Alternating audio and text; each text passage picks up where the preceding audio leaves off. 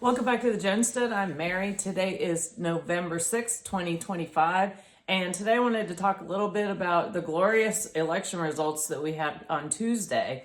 And honestly, I must say, I'm actually not all that surprised that Zoran Mandami won the mayoral race on Tuesday. If you looked at some of the most recent mayors of New York City and the direction that they've gone, the fact that now that they have elected a full-blown communist is honestly not surprising to me. That liberalism is kind of a gateway drug to that. So it'll be interesting to see though how hard he pushes his policies. And in listening to his acceptance speech, it sounds to me like he is going in hot and heavy, and so we'll see what kind of results we get in New York City and what that looks like in 4 years from now. Well, already the chief of police has resigned from New York City because of the mayor-elect's position on defunding the police. So unfortunately, I don't think New York City is going to be in a good spot. I'm not sure how the financial sector is going to handle it. And I feel sorry for the people there that didn't vote for him. However, it's been going in this trajectory for quite a while, and sometimes things just have to get really bad in order for there to be a turnaround, like when you had Mayor Giuliani come in and clean things up. And then, of course, we had the disappointment in New Jersey, but here in Virginia is where, which is my home state, is in Virginia, and we had pretty much a clean sweep of Democratic Socialists have overrun the Commonwealth of Virginia. And we had, lost, well, I say we, the Democratic Socialists won the governor seat, the lieutenant governor seat, the attorney general seat, and they also have a solid majority now in the House of Delegates, where they have 64 seats to 35 seats go to the Republicans. So understanding who these people are in positions of leadership, it kind of is, we kind of pretty much know the direction they're going to be wanting to take the Commonwealth of Virginia. And Virginia's changed a lot since I really think it started more, it was very evident in 2015. There was a lot of changes, at least in the area I am. But even it started before then. You started to see an influx of more of this socialist-minded individuals, retirees moving here, and really kind of shifting the dynamics of where we used to kind of be a 54% more on the Republican side, and now that's kind of switched in certain areas. And so I wanted to just take a few minutes and introduce you all to the elect's incoming leadership in the Commonwealth of Virginia. And number one is the Attorney General, and his name is Jay Jones. And he is the same one that texted a colleague that the then House Speaker should, quote unquote, get 2 bullets to the head. And so he, of course, is anti-gun and wants more gun restriction. And just as an FYI, he endorsed Cory Booker for president. And he was also endorsed by Everytown for gun safety. So he is very much a social-minded, social Democrat socialist, as it seemed like when we were watching the returns Tuesday night. Yeah, that just seemed to be flowing off the tongues of the newscasters that were reporting on the returns. And if you see back here, this is for the Virginia governor's race results. And granted, this shows you where the populations that were the blue voted for Spanberger, and I'll talk about her in a minute. Red voted for the Republican candidate Sears. And the Virginia lieutenant governor-elect, and her name is Ghazala Hashmi, excuse me. And she was born in Hyderabad, India, and is the first Indian origin Muslim woman to become lieutenant governor in the United States. And her top priorities are reproductive freedom and stricter gun laws. And she's very opposed to any kind of regulation limiting who can come into the country. And then our new governor-elect, Abigail Spanberger, and she supports she has a record because she was in Congress, and she supports boys and girls locker rooms, and she also is a big supporter of priority of hers is reproductive rights and gun control, and of course she is a strong advocate for green energy. And so here, this is where you have the election, and if you look, some of these, this actually shows you the results. And for example, Spotsylvania County, Northern Virginia is notoriously blue, and that's where a lot of our elections end up getting swung around. But here in Spotsylvania County, Abigail Spanberger 51%, and Winsome Earl Sears 48%. And the numbers that's actually pretty close. But then again, that win goes to Spanberger. And if you think about, because people are like, how is this happening in Virginia? What's going on with the Republican Party of Virginia, the RPV? Well, if you remember in 2018, Dave Bratt was in Congress, and Spanberger ran against him and beat him. And I went up to door knock for Dave Bratt during that election. Well, he was pretty much abandoned by the Republican Party of Virginia. And there was very limited resources that were given to him, and very few. So if you don't have the RPV behind you as a candidate, as a statewide candidate, it's an uphill battle. And I was very involved, as I've said before. I was served on my local board of supervisors from 2007 to 2015. I was very involved with the Tea Party, limited government. So I was very familiar with Dave Bratt, and he was very involved with the Tea Party. He was a fantastic representative, but apparently somebody in the powers that be decided that he was too independent-minded, and they did not want him in there anymore. And so they basically enabled Spanberger to get his seat. And this happens all the time, and it's really unfortunate.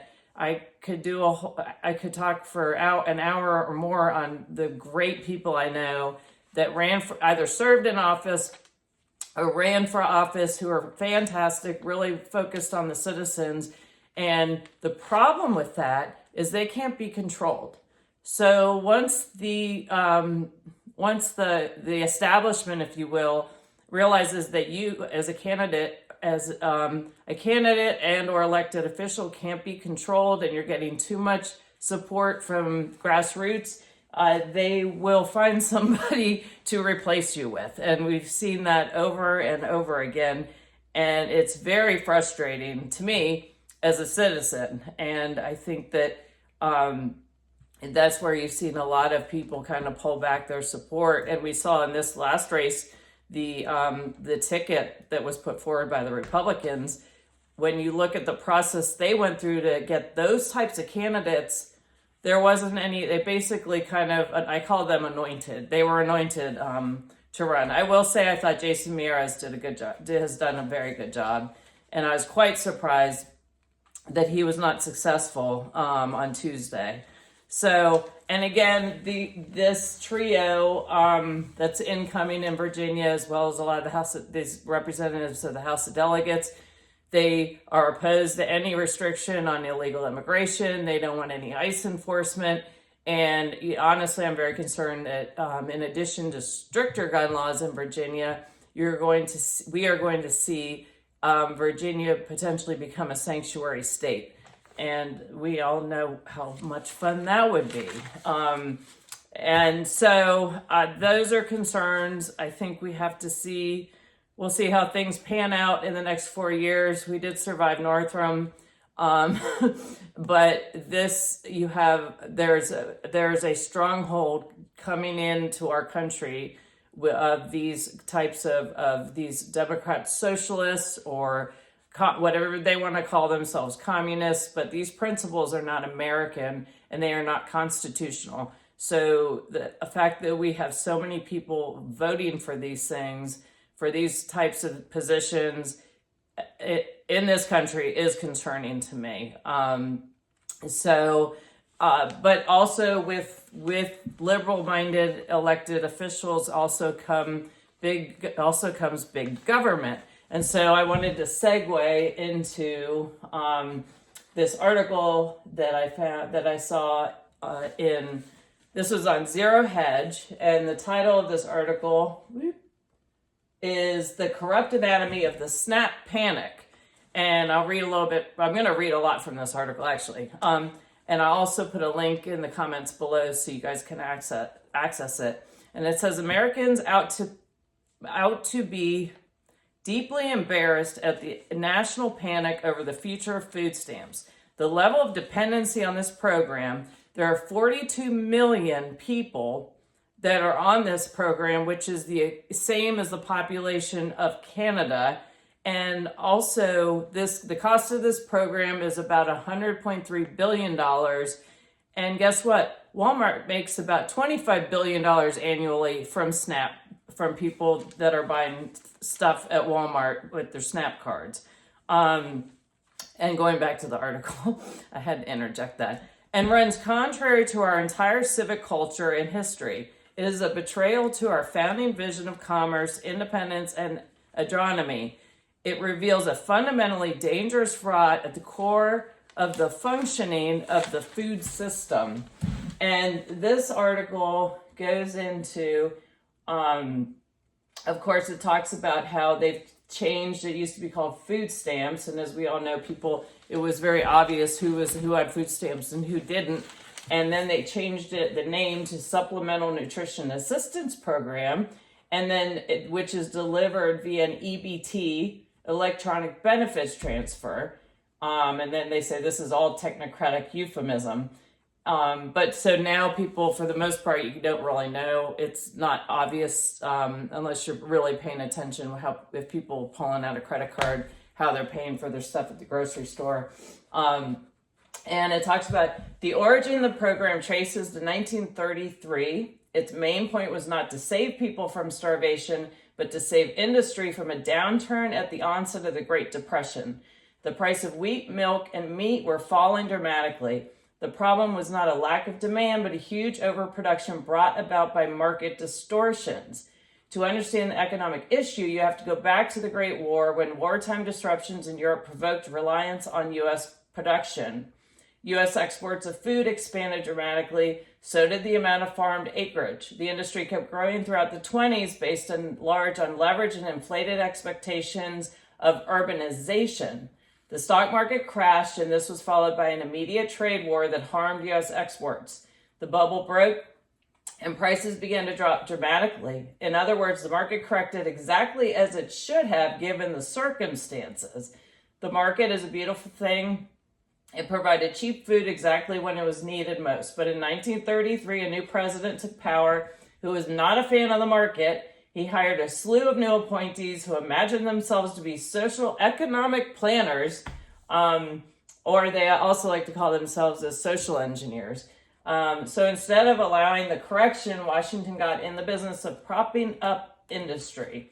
And then it goes on about talking about that.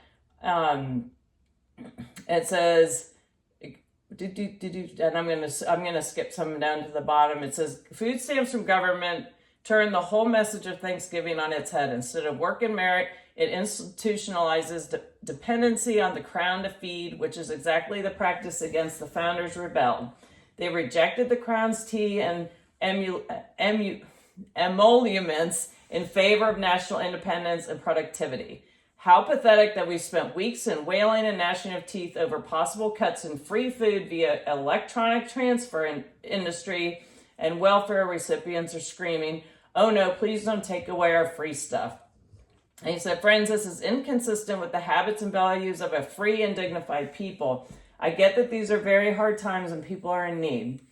On the other hand, this is the most obese and sick country in the world, poisoned by an overabundance of genetically modified, calorie-rich junk food and burdened with corporate cartels that are equally dependent on government handouts.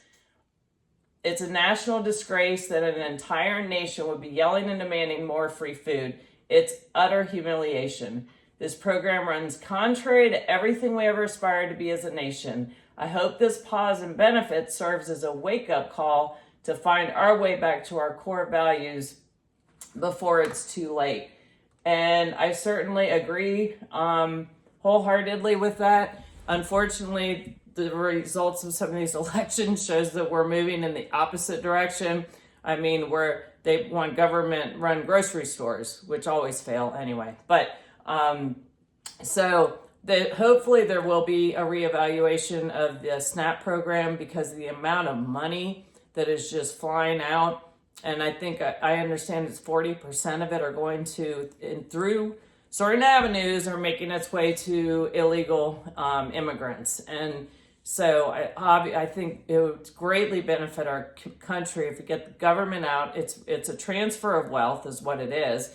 And then because if you're taxing people more, they have less money to contribute. So if you lower your taxes, people are able to keep more of their own money, and then they're able to help others that are in need. And then, of course, the churches can as well. So anyway, I just thought that was really interesting and kind of going back and looking at the history of the program. And hopefully, again, I'm hoping it becomes more stringent and more streamlined. And I think with that requires our country really getting back on track again. So hope you found this interesting and helpful, and I appreciate you all watching. Look forward to talking to you again soon. Have a great day.